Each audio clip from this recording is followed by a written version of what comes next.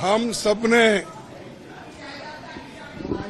इसलिए वॉकआउट किया कि जो प्राइम मिनिस्टर अपना राष्ट्रपति अभिभाषण पर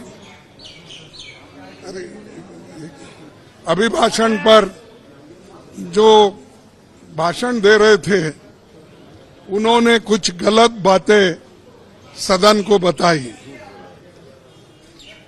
गलत झूठ, और उनकी आदत है कि झूठ बोलना, लोगों को भ्रमित करना और जो सत्य के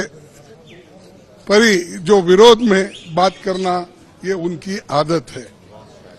और मैंने सिर्फ उनको इतना ही पूछा कि जब वो संविधान के बारे में बोले कि आज लोग संविधान के लिए बचाने के लिए डंडोरा पीट रहे हैं, ऐसी बात उन्होंने कही, तो हमने ये कहा, देखो संविधान तो आप नहीं बनाए, संविधान के आप विरोधी थे, इसीलिए मैं वो क्लैरिफाई करना चाहता हूं कि कौन संविधान के फॉर थे, कौन संविधान के खिलाफ थे, किसने संविधान बनाया, किसने संविधान के खिलाफ बात किया, वो मैं उनके सामने रखना चाहता था।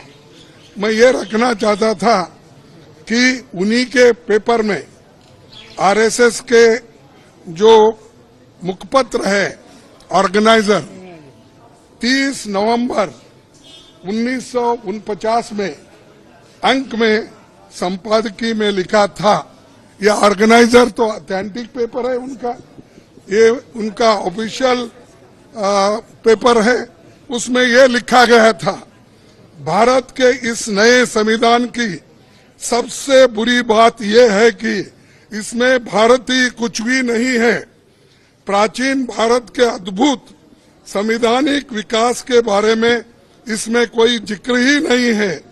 आज तक मनुस्मृति में दर्ज मनु के कानून दुनिया की प्रशंसा का कारण है। ये किसने कहा? ये ऑर्गेनाइजर ने, आरएसएस ने, जनसंघ के जो लोग थे उस वक्त, उन्होंने कहा, और वे स्वयं स्फूर्ति आज्ञाकारित और अनुरूपता पैदा करते हैं। हमारे संवैधानिक विशेषज्ञों ने ये बात निरर्थक है।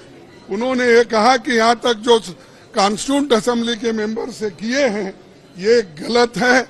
उन्होंने उस वक्त अपोज करके इस संविधान को उन्होंने नकार दिया था, और आज उसकी रक्षा की खुद बात करते हैं और हमारे को बोलते हैं कि हम संविधान विरोधी है। अरे खुद विरोधी है, जन्मता ही विरोधी है, शुरू से विरोधी है। इसको जब इसका जन्म शुरू हुआ उस दिन से इन्होंने बहुत से पुतले जलाए, अंबेडकर के, नेहरू जी के पुतले जलाकर रामलीला मैदान में उन्होंने ये सब काम किया। आज ये बोल रहे हैं कि हम संविधान के विरोधी हैं। संविधान बचाओ हम इसलिए बोल रहे हैं क्योंकि इसमें आरएसएस की मंशा क्या है, जनसंघ की मंशा क्या थी और बीजेपी की आज जो मंशा क्या है ये। और बार बार ये भी कहते हैं कि बार बार ये भी कहते हैं बाबा साहब अंबेडकर को इन्होंने इज्जत नहीं दी, उन्होंने सब कुछ उनको हरा दिया। ऐसी गलत बातें यहाँ पर भी कही गई, वहां पर भी वो कह रहे। कल हमारे नड्डा साहब ने वहां भी कहा, अब ये भी यहाँ कहेंगे। फिर भी मैं आपको बताना चाहता हूँ, ड्राफ्टिंग कमेटी के चेयरमैन बाबा साहब अंबेडकर ने अपने शब्दों में कहा है कि मुझे बहुत आश्चर्य हुआ था जब प्रारूप समिति ने मुझे अपना अध्यक्ष चुना।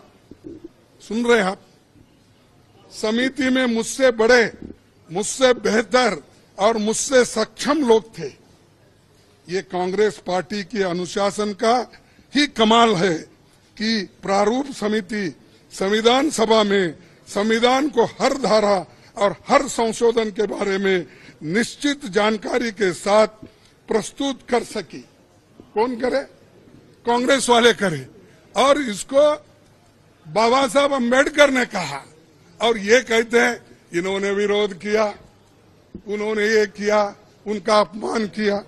आगे मैं बताऊंगा। इसलिए संविधान सभा के समक्ष संविधान के प्रारूप के अबाध रूप से प्रस्तुत किए जाने के समस्त श्रेय पर कांग्रेस पार्टी का हक बनता है। ये बात मैं कहने वाला था और मेरी बात सुन रहे नहीं। मैं मिनटों से हाथ उठा रहा हूं। हमारे सभी पार्टी, इंडिया गठबंधन पार्टी पूरी उठ के डिमांड कर रही थी, मांग रही थी। हम ध्यान खींच रहे थे चेयरमैन साहब, ना हमको वो मौका नहीं मिला। मैं फिर प्रधानमंत्री से खुद रिक्वेस्ट किया, 1 बार 2 बार 3 बार, लेकिन उन्होंने भी उसको नकार दिया। मैं जो झूठ बातें उन्होंने बोली है ये पूरे मेरे पास है। और कैसा ये लोग आज सदन में बोलते हैं, सदन के बाहर बोलते हैं, ये समझे हैं वो ही पढ़े लिखे हैं और गलत बातें बोलने में माहिर है। ये तो मैं बाबा साहब अम्बेडकर का स्पीच कॉन्स्टिट्यूंट असेंबली में जो बोला वो लाया हूं और ऑर्गेनाइजर में उनके लोग क्या बोले हैं वो भी मैं बताना चाहता था, लेकिन उन्होंने मौका नहीं दिया। और इसलिए मैं कंडम करता हूं, हम सभी लोग कंडम करते हैं और कंडम करके हम वॉकआउट किए, क्योंकि ये हमारे बात को जब कोई महत्व ही नहीं है तो वहां बैठकर क्या सुने हम। और जब प्रधानमंत्री खुद यहां पर जब बात कर रहे थे राहुल जी, उस वक्त 2 बार उठ के उन्होंने क्लैरिफिकेशन की कोशिश की, क्लैरिफाई कर दिया। 4 मिनिस्टर क्लैरिफाई कर दिए। मैं जब बात कर रहा था तो मेरे साथ देश दुनिया की हर खबर सबसे पहले देखने के लिए फॉलो करें Dainik Savera TV, YouTube, Facebook, Instagram, X और व्हाट्सएप चैनल पर।